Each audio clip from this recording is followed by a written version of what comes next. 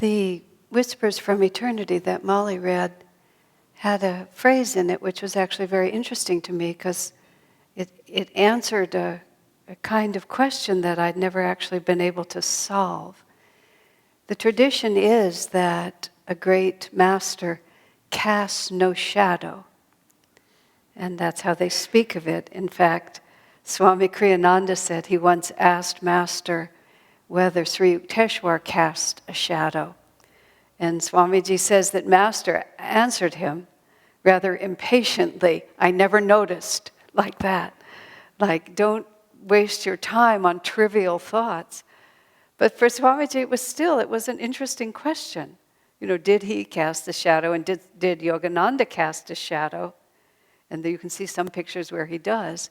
Well, in the reading that Molly offered us today, the question is answered from the point of view that is actually the most important to us. That the light that we see in this world from the sun and the moon, which was the poetic image Master was using, it's a separate light and it shines on us. And so naturally, wherever we are in relation to that light, there's going to be a place where the light is blocked. And that's, of course, why the shadow appears. You see little children get so interested, sometimes quite frightened when they first see their shadows, because it's this thing that just won't leave them alone. And when they get, the more agitated they get, the more agitated it gets, and at a certain point they begin to enjoy it, but there's often a stage too where they burst into tears as soon as they see it. But it's just the natural phenomenon. But the way Master was expressing it poetically and truthfully, if the light emanates from within you, then it emanates in all directions, and there's no other. So when you're saying that a master casts no shadow, whether it's literally true or not, it means that the light, they are the source of the light. And so there's no point at which it could be blocked, because wherever they are, it's going to be radiating the same. We've been studying on our Tuesday night class the Yoga Sutras of Patanjali, which has been a very interesting class, but we're now in the part of the book which is the post-samadhi part of the book. After you attain cosmic consciousness, there's all these very interesting things that you can still do. So the classes are getting shorter. We're moving through the sutras faster. It's a small comfort to me that Swami himself, his commentaries are less too. I mean, we're all sort of just working our way to the end of this, because there is such a dimension here. Just a moment, I lost the thought, the point of saying that. Let me find it for a minute. Oh dear. Oh dear, oh dear. Well, I can't remember it at all, so when it pops back in, I'll say it. But what, and then when I don't have that one, then I don't have the other one, so we're just stranded here for a little while. No, I think we're okay. Well, I'll go back to the book, actually. We have this a tremendously powerful moment in the life of Jesus and Peter. And Swami spends some time sort of unraveling the common churchianity interpretation of that particular passage. But the passage was really, Jesus was testing his disciples to find out what were they perceiving. Because it's partly just, he's looking right at them and wanting them to have the courage to express their own consciousness. He's also giving them an opportunity to test themselves against the highest truth. Because there was Jesus, he was walking around, he appeared to have a physical body, probably cast a shadow when he was standing in relation to the sun. He was not always clear in how he presented himself. Swamiji and other disciples talk about living with Yogananda. It was quite confusing. Swamiji tells us an interesting aspect of Master, which is he said he was entirely indifferent to the effect he had, meaning he didn't have the self-consciousness to want to maintain a position or be appropriate in circumstances, or it wasn't that he was inappropriate. You have to understand, he didn't do just to shock, But whatever God told him to do is what he would do. And he didn't really care what the rest of it was about. Swami's talking about his, putting into the ether the necessity for youths to go north, south, east, and west and make this great community, make communities and populate the world with these plain living and high thinking examples to the planet. He delivered it at a very, very celebrity-oriented party in Los Angeles. When I was there recently, Ram, who's one of the devotees down there, he found the actual address where that house took place, and we drove way into Beverly Hills, and it's this huge, gorgeous estate. Even now, it's just way the top level of where you can live in that area, and it was filled with very wealthy people who were not really thinking about how they could serve the world and go out and sacrifice and plow up the earth and make little communities. But that was the moment when that came through. And he simply delivered what it was that he felt was needed at the time.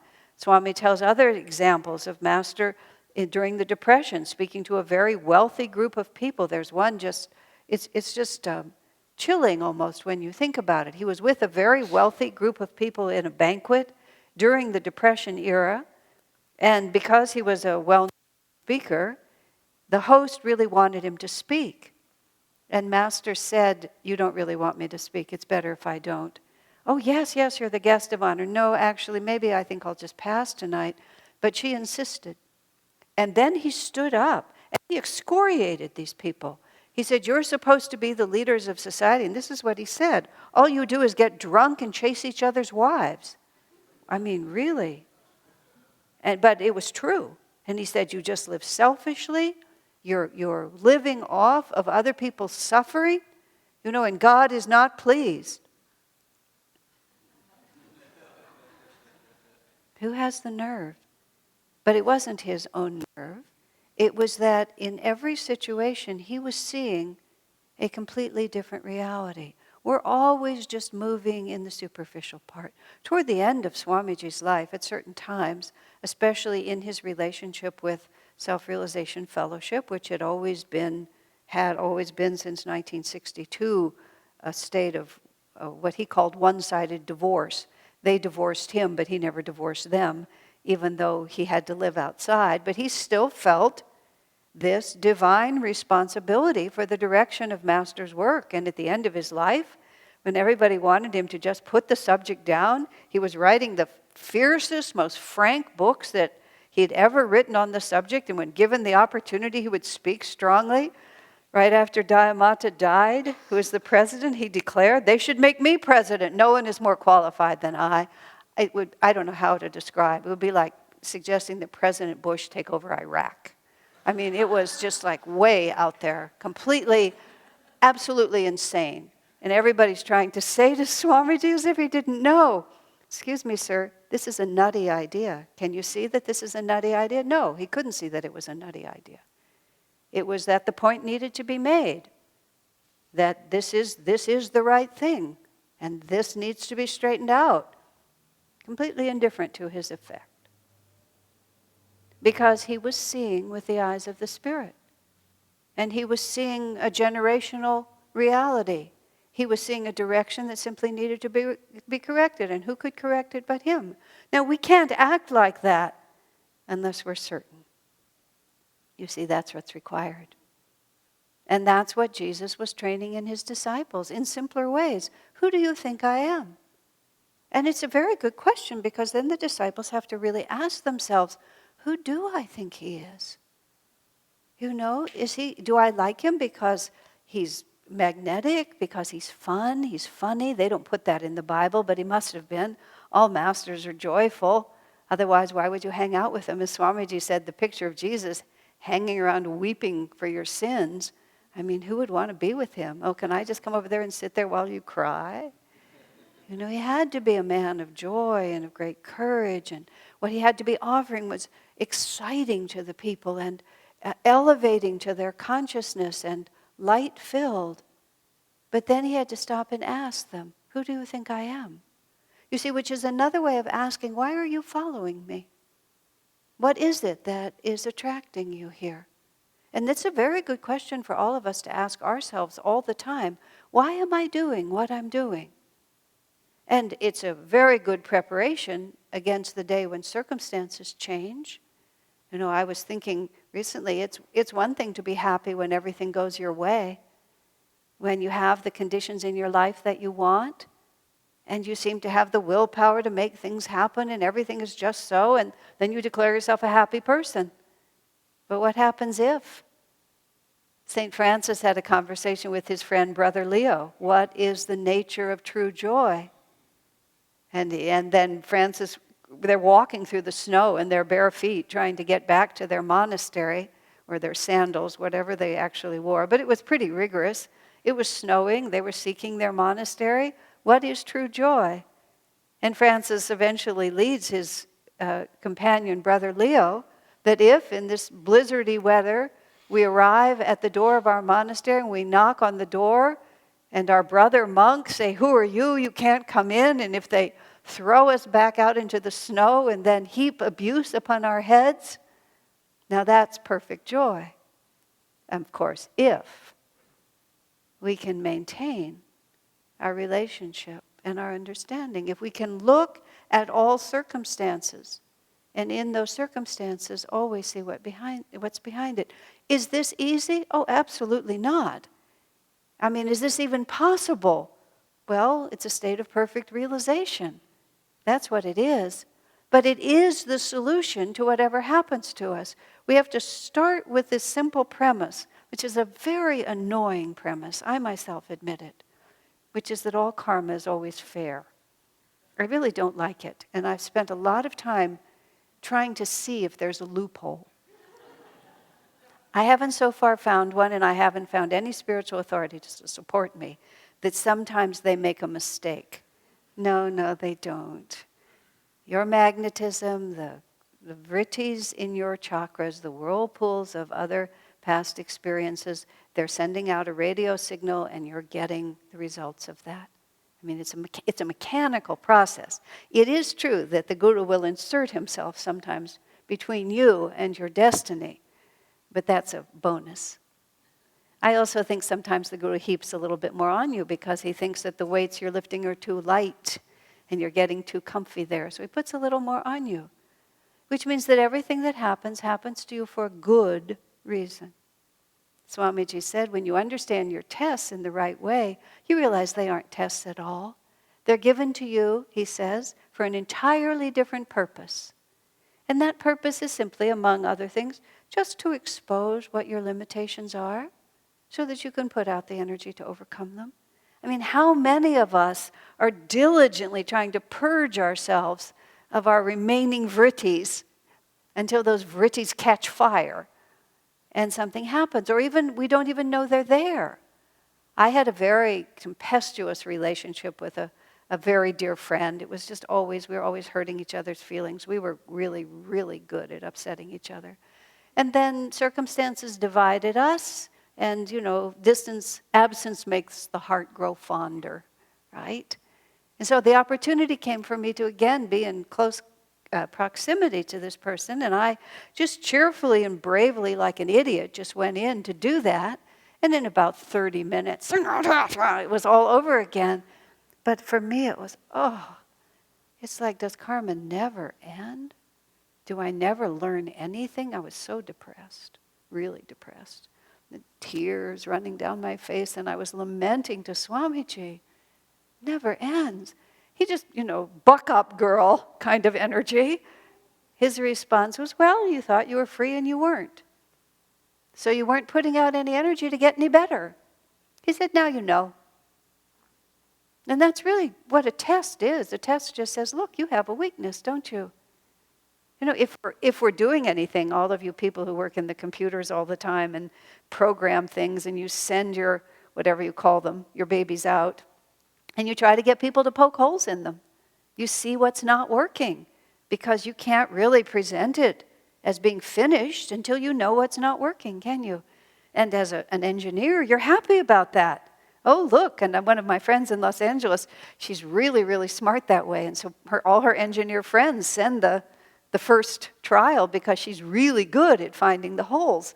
It's a great relationship. But here we are in life. Yeah, and we're the, whatever it is, the test model, the 0.1 here.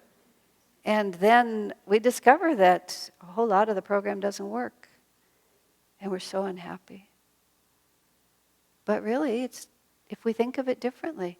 Now, again, it's not like, and this is a very important thing for all of us to understand, it's not like merely saying that should either make us ashamed or discouraged when we can't live up to it. Rather, what it is this is the roadmap. Because otherwise, you see, we take other roadmaps. And other roadmaps are, well, it's only natural that I would fall into a state of despair. It's only natural that I would become bitter and cynical. It's only natural that I should make myself sick. Or, they're such terrible creeps, how can I get back at them? What a victim I am. And you see, you may be a victim, in fact, because they all have karma too, and they're working on you. But nonetheless, what is the way out? Swamiji made a beautiful, simple statement. He said, bliss is consciousness fully aware. I want to spend a minute with that. We are consciousness. That's what we are in the end. I mean, that's what everything on the planet is. It's what the planet is. Everything is consciousness. There is nothing that exists except consciousness. I became interested because someone wrote me a letter. What is the definition of consciousness?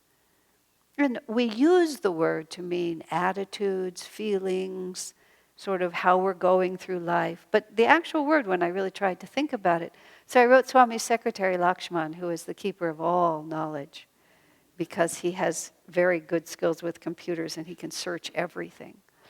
But he had a very interesting answer. He said when Swamiji was asked what the definition of consciousness was, he said it simply can't be defined. Because all definitions have to relate to something else.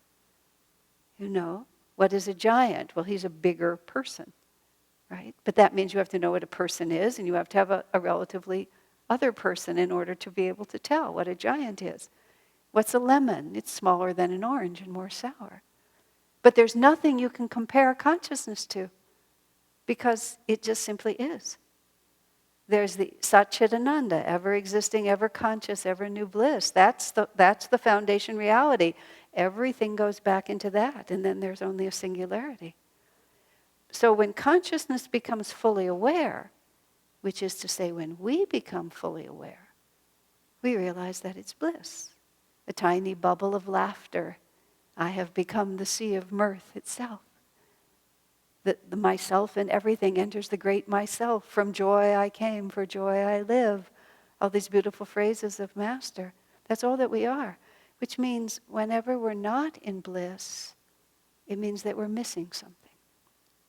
We're not aware of something. Again, not so simple. We're not aware of it because of millions of lifetimes of other kinds of living and all those darn vrittis in the chakras. But it's the roadmap. Oh, I just need to look deeper. I need to ask more sincerely. I need to persevere with more energy. I simply need not to quit. What am I missing? What am I missing? What am I missing?